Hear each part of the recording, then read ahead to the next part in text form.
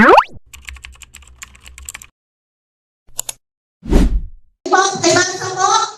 silent poison of murmuring. Yes. The silent poison of murmuring. In Philippians 2:14-15, pakibasa mo, do all things without murmurings and questioning, that you may become blameless and harmless, children of God without blemish in the midst of a crooked and perverse generation, among whom you are seen as lights in the world. Amen. Sabi po dyan, do all things without murmuring and questioning. Yan po. Yun po na tayo sa point 3. Sabi nga po, last teaching ng aking pong asawa, sino po ang nanunood ng Superbook? Yan. At syempre si BG. Iba naman naman hindi, di ba? Di po ba, sabi nga, yung Superbook po, yung mga bata, may kasama pa robot yun, di ba? May kasama pa siyang robot. Dinadala sila sa panahon o pangyayari, sa panahon o mga kwento sa Bible. Amen po? Sa atin naman po, madalas po natin sabihin na pag nagbabasa po tayo ng Bible, lagi natin ilagay, isama yung sarili natin doon mismo sa Bible character na binabasa natin. Amen po? Halimbawa na po, yung kwento ko sa Exodus, kung paano ang mga Israelites nakarating sa Promised Land. Yung time na nakalabas na sila ng Egypt hanggang sa paglalakbay nila sa wilderness. I-visualize po natin. Visualize nyo po. Alam ko po may mga ano kayo, ano doon?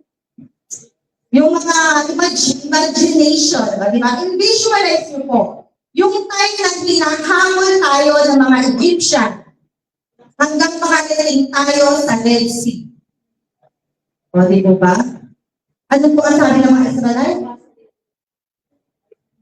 Balik na lang tayo. Mamamatay lang din pala tayo dito. Balik na lang tayo doon. First, more. Tapos nakatabi po tayo sa Red Sea. O, di ba? May hirap ka na ginawa si Lord. Di ba? After nun, napunta sa wilderness. At doon na po nagsimula ang napakaraming murmuring at complaint. Amen po? Kung isa kayo sa mga Israelites na naglalakbay papuntang Promised Land, ano magiging response nyo sa mga ginawa ng Panginoon on your journey? Diba? Sabi ko nga, ilagay nyo sa sarili nyo, ano yung mararamdaman nyo? Ano yung masasabi nyo? Kung nandun kayo, kansa kayo sa naglalakbay papuntang Promised Land. Halimbawa po. Halimbawa naman po, sa mga disciple ni Jesus Christ, pumunta tayo sa New Testament. Huwag na tayo sa Old Testament. May po ba, ilan po ang disciple ni Jesus Christ? 12. Okay. Sa tayo po ni Peter, nakita mo, ikaw pare si Peter, nakita mo kung paano magpakain si Lord ng 50,000, ng 5,000 na lalaki. Lalaki pa lang yun. Hindi po ba? Ang daming miracle na ginawa ng Panginoon during that time. Kung questionin mo pa ba yung mga kailangan ni Lord? After mo makita yung lahat ng miracle na ginawa ni Lord, diba? Parang hirap na questionin yun. Kaso nga, bumabalik pa rin yung mindset ng pagiging tao natin. Diba? To see is to believe. Pero tayong mga Christian, nakakalimutan natin, ano yung sa atin? To believe is to see. To believe is to see. Nakakalimutan natin yung kaya gawin ng Panginoon sa buhay po natin. Kaya natututo tayo mag-murmur or mag-complain. We thought simple murmuring is normal. Akala natin normal lang yun, di ba? Yung konting, ano ba? Bakit ganito, di ba? Yung konting reklamo, akala mo it's just a normal. And it costs nothing. Pero dyan po kayo nagkakamali. But in the Bible, murmuring more than expressing concern. It refers to complaining, grumbling, or speaking with a rebellious heart against God, His leaders, or circumstances. Yun po pala yun. Hindi lang siya basta-basta. Hindi siya simpleng murmuring lang o maliit na complaint lang. Everyone faces difficulties. Tama po? But our response to those difficulties reveals the condition of our heart. Did you agree po? Please. Kung paano po tayo mag-respond doon po sa difficulties na yun, yung po ang magre-reveal sa condition ng puso natin. That's true? Amen. Agree po kayo? Ganyan po yung mga nangyari sa Israelites. Konting problema, so complain na lang. They thought murmuring is just a normal. Huwag po tayong mamuhay sa normal because we are supernatural. Amen? The Lord distinguished between honestly crying out to God and constantly complaining against Him. Alam po ni Lord, kapag po kayo nag-pray, alam po ni Lord kung anong ibig sabihin ng pag-iyak mo. Either complaining o talagang hinihingi mo ang tulong ng Panginoon. That's the one. Love and seek God. Murmuring, questioning His goodness and faithfulness. Madalas po natin ito sabihin. You can ask God, but never question God. Amen po? Amen. So what is murmuring? Babasa po. Murmuring is complaining under your breath, grumbling in your heart, or speaking negatively about God's way, God's timing, or God's leader. Yes. Next po. Murmuring refers to speaking or making a quiet, continuous, indistinct sound. It can also mean expressing a subtle complaint or grievance. And it is a quiet rebellion. Wow! A simple murmuring, ibig po kumala na sabihin, is a quiet rebellion. Then, next one, hidden unbelief. Kasi syempre, magre-reklamo ka pa kung hindi ka naniniwala. Kung naniniwala ka. Next po, internal resistance. Yun po. Next po, verbal negativity. Ano nga ba naman ang magiging positive sa pag-murmur, di ba? And next po, a heart posture that dishonor God. A simple murmuring na akala po natin na di-dishonor po pala si Lord. Ganyan po yun ang ibig sabihin. Next po, murmuring is not loud, but it is little. Little. Murmuring is not loud. Talaga naman po, di ba? Pag nagko-comment tayo, minsan hindi naman po talaga malakas. Yung sinasabi lang natin sa gusto nating makakarinig, yung po ang murmuring. Pero po, little na po pala siya. Delikado po siya. Okay po? Next po, there is an effect of murmuring. Yan po ang mga epekto ng murmuring. Sabi ko, a complaining heart reveals unbelief. Tama po? Nilagay ko na lang po yung verse para po basahin nyo kasi kulang po ako sa oras. Okay po? The Israelites had witnessed God's miracle. That's true. Yet, they complained when they face hunger. They complained, showed they doubt God's ability to provide. Example po, God provides the pillar of cloud and fire. God provided visible and physical guidance. The Lord went ahead of on their way. And by night, in a pillar of fire to give them light. Ganun po nga po si Lord. Pumunta mo kayo sa disyerto.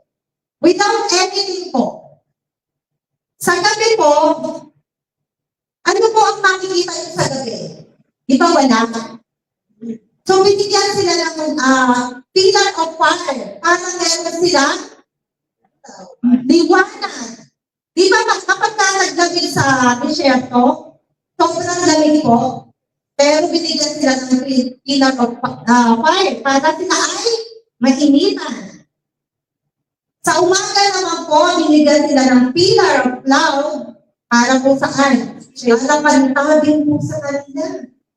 Ganun pong kabuti ang Panginoon. Amen? Next po, daily manna and quail. Yan. God rained down bread from heaven. Di po ba? Murmur na naman po, tinapay na lang. O, di ba? Noong ulang po kasi yun lang pong yun lang pong mana, di ba? So, nag-murmur na naman sila. Doon ika sa Egypt, nakakakain kami ng sibuyas, ng kamatis, ng ano, di ba? Pero po dito, puro mana, puro tinapay. Then, God, again, provide the way. And brought in massive flocks of quail so the people would not starve. For 40 years, the Israelites experienced supernatural provision. Amen. Manna each morning. Just enough for the day. Pero yun po, bumabagsak na lang yung pagkain. Ngayon po, kailangan natin paghirapan yung kakainin natin, di ba? Pero before, bumabagsak na lang. More pa sila. Next po, water from the rock. When facing severe dehydration, yan na naman sila.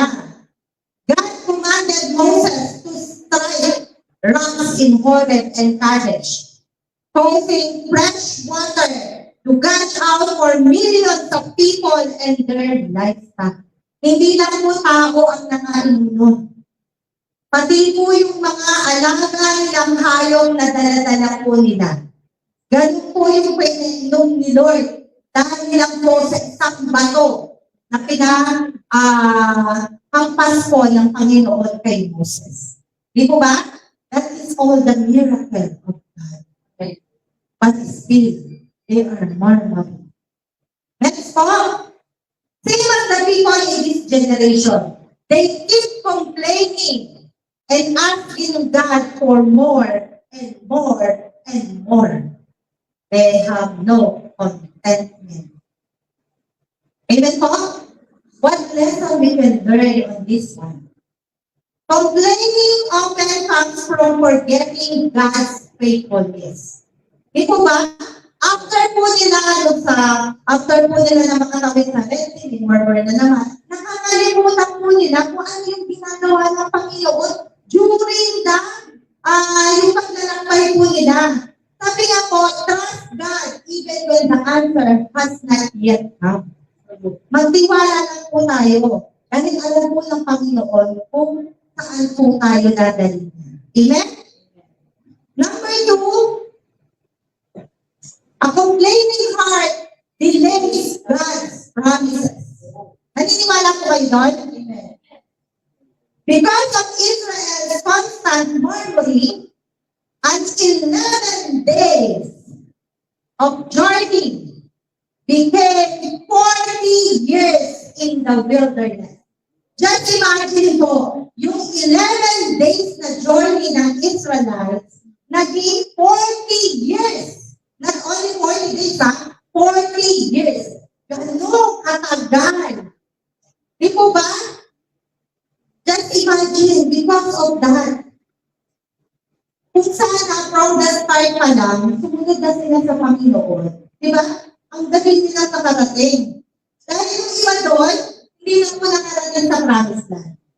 Namatay na po sila during their journey. Ang mga nakarating na lang po yung kanilang mga anak, yung kanilang mga apo. Yung po yun. Yung po ang cause. Sa sobrang complaint nila, nadidelay po yung promise ng Panginoon. Amen? Amen. So what is the lesson for this one? Complaining can keep us spiritually stuck. The 11 days of our waiting for God's blessing become 40 years. Huwag naman po sana dumating sa atin yun. Yung 11 days po na promise ng Panginoon sa atin, baka po maging 40 years dahil sa kaka-murmur po natin. Amen?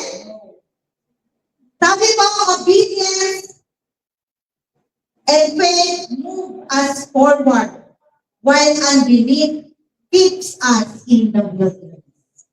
Maiiwan po tayo sa wilderness. Kapag po tayo ay nagpatuloy sa kaka-murmur, maiiwan po tayo sa wilderness. Amen? Number 3 po, a complaining heart spreads discouragement. Do you believe that? Yes. Natatandaan mo yung 12 spies na pinapunta ni Moses sa Canaan? Di ba? 10 doon ang nagbigay ng negative result. Yes. Just imagine 10. The negative result of the spies caused the people to complain and lose faith. Totoo lang po yun, di ba? Ayos lang pa nagsabi, naku, huwag na tayo pupunta doon. Ano lang sa tao pala yung doon? Mamamatay lang tayo doon para lang tayo mga grasshopper. Di ba? Nawala na po yung faith nila. Nawala na po yung pangako ng Panginoon sa kanila. Di ba? So the complaining heart spread discouragement. Isa lang po ang mag-murmur sa atin. Isa lang po ang magbigay ng discouragement. Damay-damay po yan. Kasi hindi na naman po ang isang makikinig yan. Akasa-kasa po yan. Amen po? Negative words spread fear throughout the camp. Di ba? Nagkaroon na natakot yung mga Israelites kasi sabi nila, lahat pala ng giant yun, di ba? Causing the people to lose courage na wala na ang tapang nila, na wala na sa kanila yung pangako ni Lord na dadalhin ko kayo sa promised land. Wala na. Kasi dahil sa negative discouragement na ginawa ng 10 spies. One person murmuring can weaken the faith of many others. True? True. Isa lang po yan. One person, isa lang po. Ganyan po yan. Parang virus ang bilis makahawa. Kaya po ang hirap kapag po yan ay kapag po may negative na tao. Especially sa church, napakadali pong makahawa yan. Para po yung virus. Amen? Amen. Complaining is contagious. That's true. Your words can either strengthen or weaken someone else's faith. Pwede po yung slide. Yan. One person's murmuring can weaken the faith of many others. Imagine po yung millions of people na kasama po ni Moses. 10 lang po yung nagbigay ng negative result. Imagine niyo po na napakarami po ang nawala ng courage, nawala ng faith. Dahil lang po sa negative result na yun.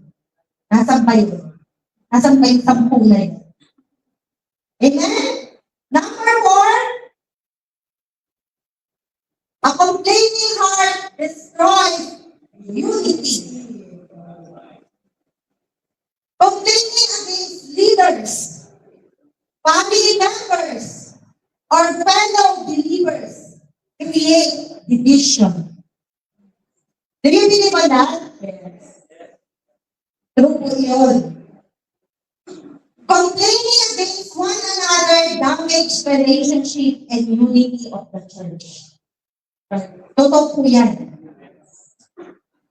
Kaya nga po ang ginagawa natin, kapag may problema, either sa kapatiran, o meron problema sa leadership, dahil natin pinakakausap. Kasi kapag po dumadaan ka sa ibang tao, kasali-salin. Nagkakaroon ng dagdag bawas. Parang politika lang. Di ba? That is true. Nagkakaroon po kasi, at saka yung pagsasalita, iba po yung deliver. Iba po yung deliver ng pagkakasabi. Maaari po sa pagkakasabi ng isa, malinaw, maayos, di ba? Tandado. Eh sa akin sinabi, mataas ang boses ko. Di ba? Paano gagawin? Mataas ang boses ko. O iba na agad yung interpretation mo. Kasi akala mo galing yung pagkakasabi. Kasi galit ako magsalita. O di ba? Hindi naman ba? So yun po yun. Kaya po ang ina-advise po natin, lagi po, go direct to that person na may problema na. Di ba? Hindi yung kailangan pa sa ibang tao natin nalilinig kasi nagkakaiba-iba na po yung interpretation. Amen? Yung mga nalilinig po natin, magkakaiba po ng nangyari, magkakaiba ng haba. Sa church po, magkakaiba po ng ugali yan. Di po ba? Mahirap po i-manage lahat po ng ibang ugali. Amen po? So talaga po, kailangan po may unity sa church. Kailangan po tayong magbunan. Amen? Amen. Tandaan po natin, walang perfect na member. True? Walang perfect na pastor. At lalo po walang perfect na church. That's true? Walang perfecto. Si Lord lang. Amen. Kaya pag kayo, nagkaroon kayo ng perfect na mga ka-churchmate, magpapasali-sali na lang kayo. Pag nagkaroon kayo ng perfect na pastor, hindi ko alam kung saan kayo mapunta. Di po ba? Baka ikaw na lang yung perfect sa tingin mo, yung pala ikaw pala ang problema. That is the problem. So God's desire is unity. Humility and forgiveness among His people. Amen. Okay po? Next po. Murmuring dishonors leadership. When you murmur against the man of God or woman of God, you murmur against the God who sent them. Totoo po? Hindi ka sa leader o sa pastor ka nagmumurmur. Nagmumurmur ka kay Lord kasi si Lord ang nagpadala ng leader at ng pastor na yun. Amen po? Si Lord ang naglagay dyan. So pag kinustil mo kung bakit siya ang nandyan at hindi ikaw, para nag-kinustil mo si Lord. Mabuti ka pa kay Lord. Diba? Madalas po natin narinig ito, especially sa mga pastor. Ano man ang itinuturo sa atin ng pastor o ng leaders, pananagutan yun ng pastor o ng leader kay Lord. Amen? Amen. Kung sa tingin mo, yung tinuturo ng pastor, hindi naka-align sa gusto mo, pananagutan yun ni pastor kay Lord. Hindi yung pananagutan ni pastor sa iyo, kay Lord po. Amen? Like Miriam, kaya po si Miriam? Yes. She complained against Moses. Di ba? Kapatid na kaya yun. Kapatid na kaya yun eh. Inoptek na po yung kapatid niya. Paano pa po tayo na hindi po tayo magkakadugo? Ethnic grievances are often for deeper jealousy and power struggles. Di ba? Ano nangyari kay Miriam? Di ba?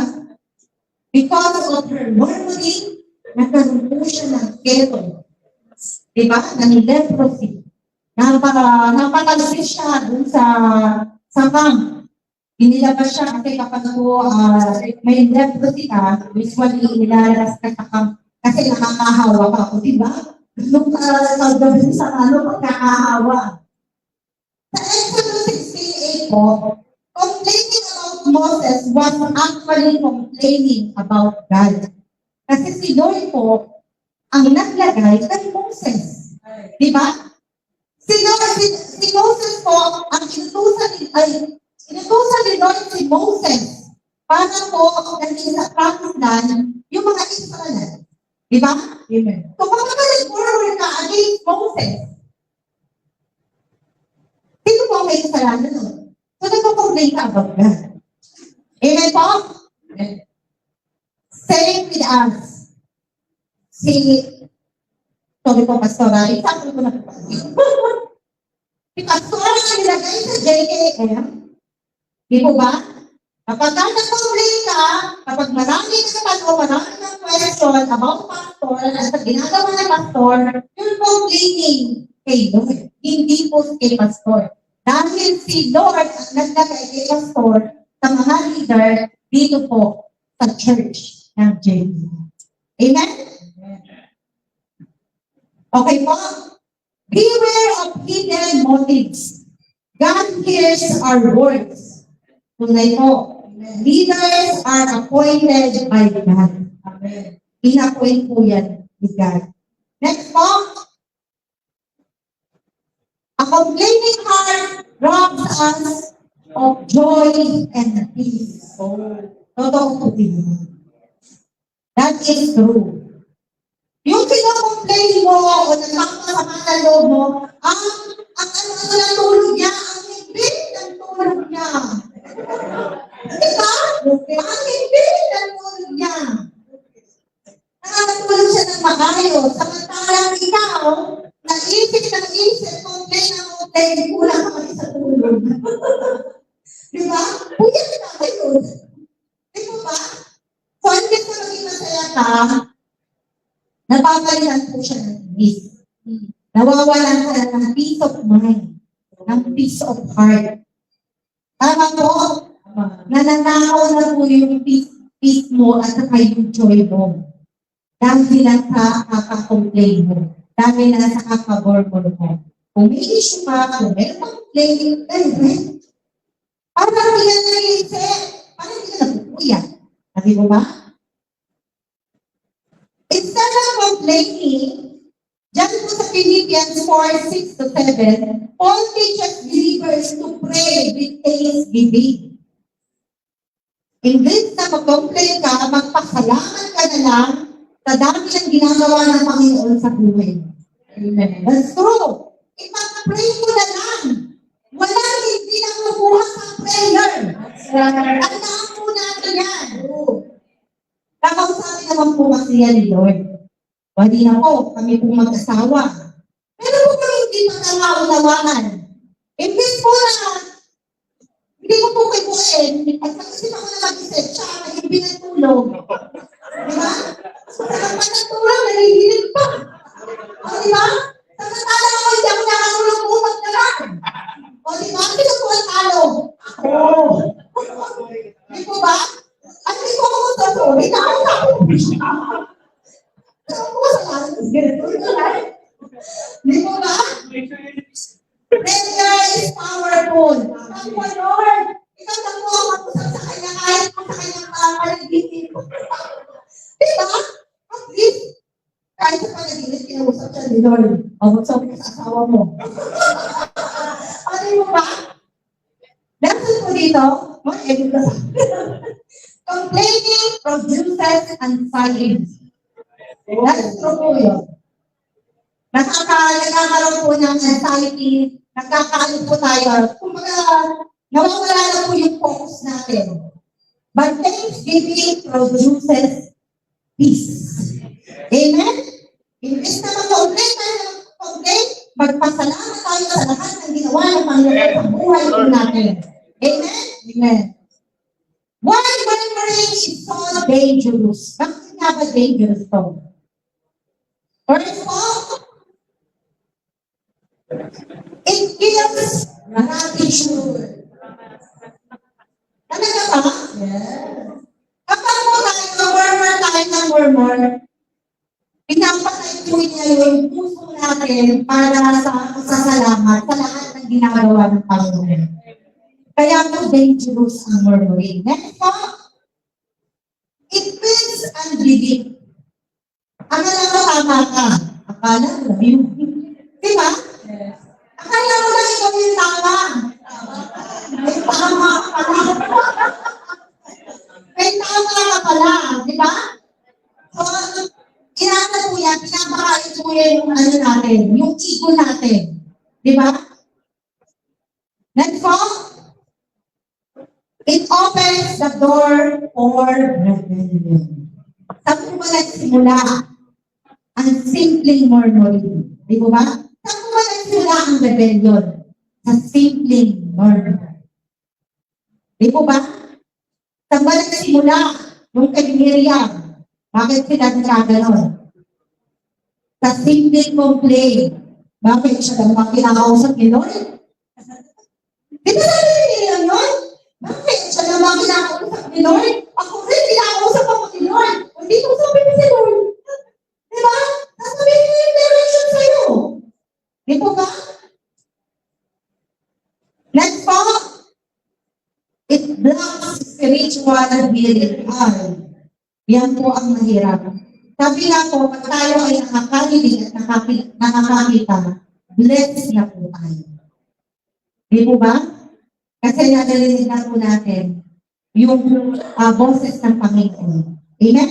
Amen. Next po, it invites demonic influence. Siyempre, alam mo pa naman, yung murmuring, that is not for God. Diba? Listen to your joy. Murmuring is for the another person. Diba? Listen to your joy.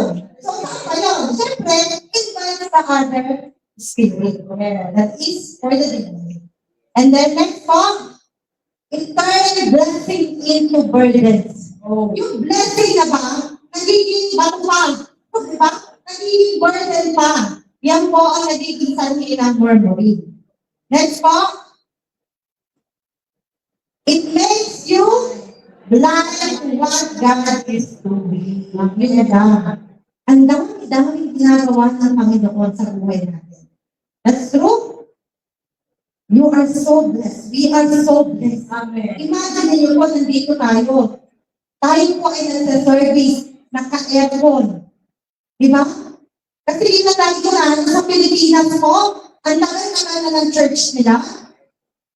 Kakasamin lang po ng, ano yung kanilang, ng kurtina, yung kanilang harapan.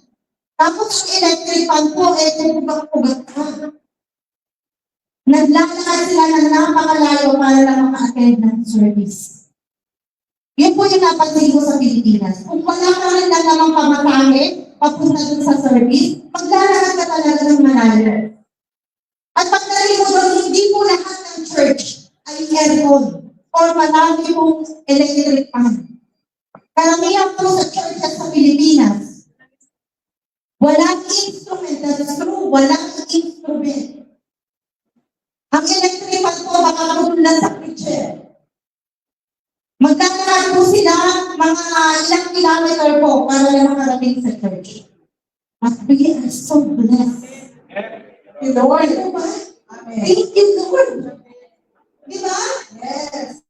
Nasa-aircon tayo, nakasasakyan tayo, meron mo ba nagdaan dito? Pag kayo malapit, kumapit-pakay mo lang naman. Bakit lang mo nakatira? O yung mga nag-metro, di ba naka-airport ka rin, di ba? Ganun po tayo yung kamahal ng Panginoon. Grabe po. Babalikan ko daw yung nilalakaran. Baka mo sa susunod, ko na po yung buhay. Ganun po ka-advance sa buhay. Okay po? Nagpakuha ang oras po. Okay po. But there is pure for murmuring. Yun naman pala. Pure naman pala. Hindi na naman pala basta tayo mag-aaral sa murmuring. Ano bang pure? Sige. Yan. Remember God's faithfulness. Amen. Diba? Just think of it from the time na dinalakan ng Panginoon dito hanggang ngayon. Nagkaasawa ka, nagkaanak ka, yan, totoo po yun. Kasi dinalakan kami dito sa anak ko. Ngayon ko 3 na. Di po ba? Napapag-aral mo namin ang mga anak namin. Di ba? Yes po, may hindi na po ako. Di ba? Pinagalaan mo ba kayo ng Panginoon? Oo. Di ba hindi? Ngayon po, nakabuti ang Panginoon. Kaya po namin po natin, aalalahanin lahat po ng kabutihan ng Panginoon na ginawa sa atin. Amen? Yun po ang pure. Para hindi po tayo mag-murmur. Amen. Di ba ano? Alright? Murmuring forgets what God has done. Okay po? Next po. Choose gratitude every day. Amen po. Instead of complaining, Lord, ang init. Kaya hindi naman po talaga.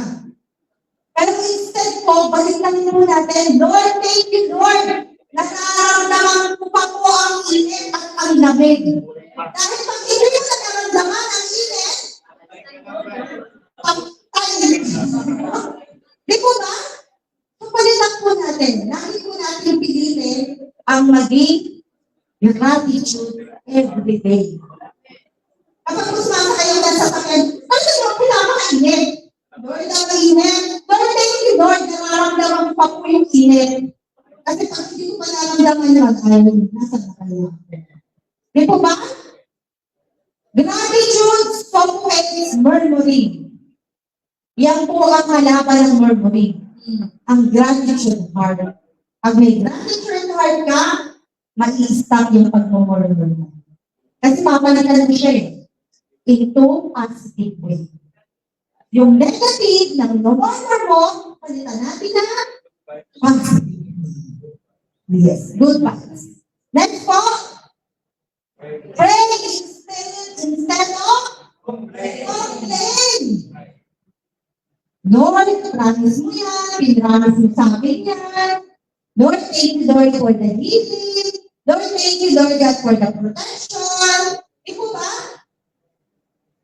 Huwag po natin sabihin na, Lord, sabi mo, papagilinin mo ko eh. Lord, sabi mo, papagilinin mo ano eh. Okay, so question mo na si Lord. Remember, you can ask God, but never questioning Him. Amen? Lord, promise mo yan. Ang hahawakan ko yan. Di po ba?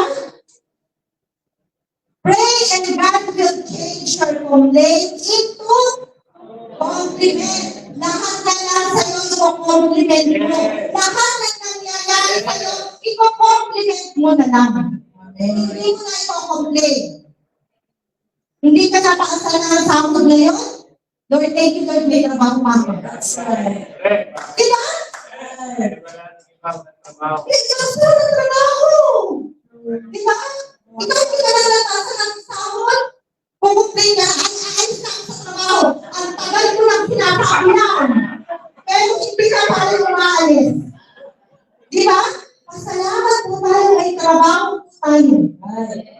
Dahil yung po posisyon na meron ka, pinapangarap na lang ng iba. Di po ba? Totoo po yun. Yung posisyon, yung pinapatayuan mo ngayon, pinapangarap po ng iba. Amen. Kung meron kang maliit na sasakyan, praise God. Pinapangarap po ng iba na nagdaraan lang yun. Amen po? Amen. Kung meron kang sahod na 6 digit, 5 digit na lang para makatuhanan. Meron kang 5 digit na sahod. Grabe na, pinapangarap na talaga na natin. Dirham. Di ba ba? Thank you, Lord. Di ba? Amen. Ganun po dapat ang gawin po natin. Imbes po na mag-complain po tayo, i-compliment po natin. Lord, ang Panginoon. Amen. Amen po. Next po. Next, speak words that build others up. Amen. Kaya mo yan, kapatid. Kaya ka tumataan sa ganyan sitwasyon kasi meron mas magandang plano si Lord sa iyo. Di ba? Di po ba? Hindi yan. Kaya nangyayari sa ilan kasi bad ka. Pinagulog sa akin sa iyon. Di ba? Matigas kasi ang ulo. Kaya nangyayari sa ilan. No. Ang sabi ko dito, your words shape your atmosphere. Di ba? Kaya niya, kapatid. Hindi ibibigay ni Lord ang isang problema kung hindi natin mapupunin. Hindi natin makakaya. Di po ba? May planong malaki sa si Lord. Once po na may dumating na problema, thank you, Lord! Kasi may tama si Lord. That's right. Yun po yung natatandaan ko lagi. Ang magpasalamat sa problema. Sino mo lang makasalamat sa problema nito? Amen. Amen. Yung po mga kakaunting nagtaas, yung po ang nakakaintindi kung bakit dapat ka magpasalamat sa problema. Yes. Inalaw ni Lord ang problema. That's true. Ginagaling mo si Kuya Joe? Yes. Di ba? Hindi po si Lord na nagbigay sa kanya noon. Inalaw ni Lord. Yes. Dahil alam ni Lord na kaya magtagumpayan ni Kuya Joe yung problema mo. Di po ba? Ganun po ang kabuhis ni Lord. Amen. So kaya po, kapag po tayo ang nagsasabi, dapat po yung mga ka-encourage. Yes. Di ba? Hindi yung maglalabas na yung visa na sa kapatiran. Magpapakalo ka lang. Sabi, magpapakalo ka na kaya kapatid, umuwi ka na lang. Di ba? Ang dami mong kinakakas dito, umuwi ka na ng Pilipinas. No. Bakit tinaraw ni Roshan? Yes, nasa ko na tingnan. Oh, yes. Umuwi ka na ng Pilipinas. Pero instead po, sabi ni Lord, may malaking plano. Lord, sa buhay mo, kaya nakakangkak ngayon, dito. Kakalitin ka pa ni Lord. Di po ba? And that's it. Okay? Next po. Honor God's leader. Ay, nalimig. Yan po, nagkakamali po ang mga leader, nagkakamali po si Lord, nagkakamali po si pastor, nagkakamali po ang mga kapatiran. Okay po yun. Tao lang po tayo. Talaga po nagkakamali po tayo. Pero pag nanagutan po ng bawat tao kung ano po yung ginawa niya mali. Yes. So like what I said before, kung ikaw leader, siyempre kung leader, kami nililit ka. Baka naman. Ang tinuturo mo, halimbawa na, leader ka sa Bible study, ang tinuturo mo is against. Against doon sa paniniwala mo or against kay Lord. Pananagutan niya kay Lord. Yes. Kaya ano siya? Pananagutan niya kay Lord John. Si Lord ang kikilos mo. Amen. Di ba? Yes. Sabi nga po, complaining about leadership is complaining about God's assignment. Assignment po yan ng mga leader, assignment po yan ng mga pastor na binigay ng Panginoon. Huwag po natin kapangunahan ni Lord. Hanap po sa mga assignment na pinagkaloob ng Panginoon. Amen? Amen. Next po. Trust God's timing and purpose. Your time is not God's timing. Maaari yung oras mo, yung isang taon mo, isang araw lang kayo. Diba? May purpose po ang lahat. Amen. Yung timing na hinahanap mo, hayaan mo, hanapin mo kay Lord. Dahil na kay Lord na ang perfect timing. Amen. Amen? Hindi yung natatakal ka na mag-asawa, pwede na yan. Diba? Amahan din ako wala na ako sa kalendaryo eh. Get measure na. Lagi na natin nakakandaan, get measure.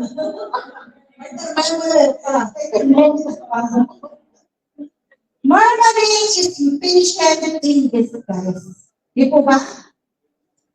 Ang pag-murmur po natin, nagiging patient in this case po siya.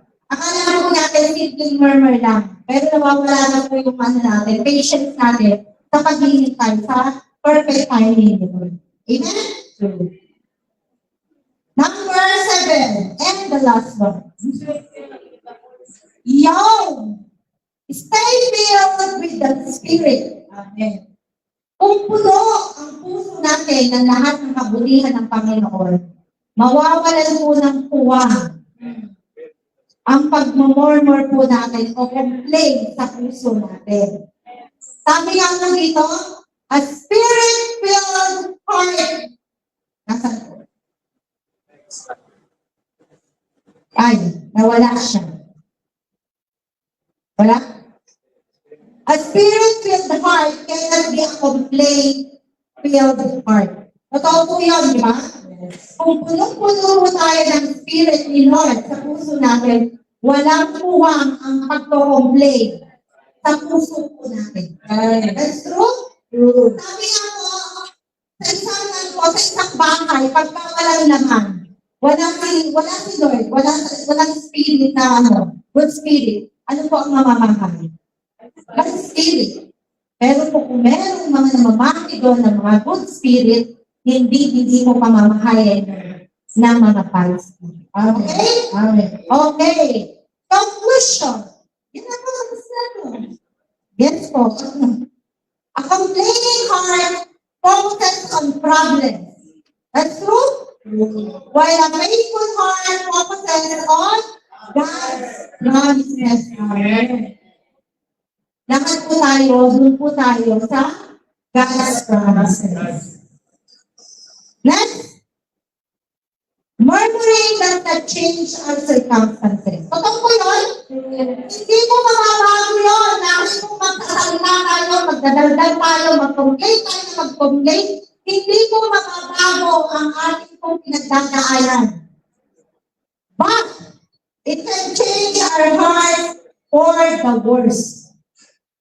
Ang mababago po, yung puso po natin. Amen. Tama po? Next po. The wilderness is not only a place of testing. It is also a place where faith is revealed. Amen. True?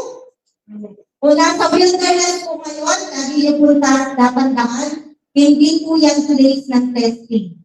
Iyan po, diyan po makikita po ang faith meron po tayo. Amen? Next po. A thankful heart invites peace, strengthens faith, and glorifies God. Kaya lagi po tayo magpasalamat sa lahat. Next po. God calls His people to trust Him, give thanks in every circumstances, and speak words that bring life rather than discouragement. That's true. And then po, as a believers, we are called to replace grumbling with gratitude. Amen. True? True. Fear with faith. And then po, and complain with praise. Instead of mag-complain po tayo. Remember, murmuring is a silent destroyer of destiny. Totoo po yun. Ito pa pinakagusto ko dyan. Murmuring is a heart disease. It becomes a mouth disease. Di po ba lahat po na meron tayo sa puso natin, bago po yan lumabas, nasa puso muna po natin. So that's why murmuring is a heart disease. Before it becomes a mouth disease. Lalabas lang po yan. Lalabas yan kung nasa puso po natin. Okay po? And then po, to God be all the glory. Amen.